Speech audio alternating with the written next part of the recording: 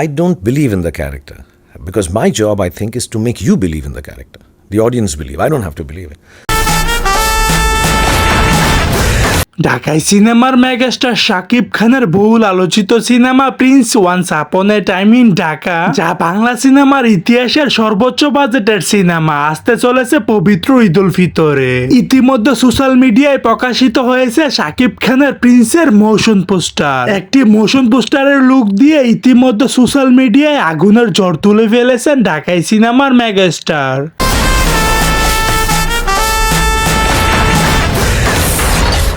অবাক করার বিষয় হলো এই সিনেমার মধ্যে থাকতে চলেছে একটি সারপ্রাইজ প্যাকেজ। সারপ্রাইজটি হলো শাকিব খানের প্রিন্সের গুরুত্বপূর্ণ একটি দৃশ্যের মধ্যে ক্যামিও করবেন বলিউডের বাদশাহ শাহরুখ খান।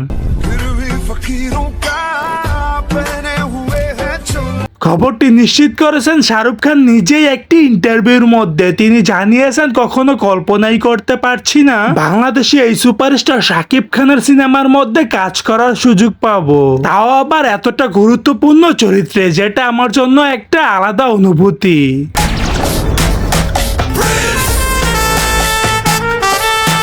দর্শক, আর তাতেই বোঝা যাচ্ছে শাকিব খানের প্রিন্স হতে চলেছে একটি সিনেমা নয়, একটি আগুনের ঝড়, যা সিনেমা হলের মধ্যে আগুন লাগিয়ে দিবে।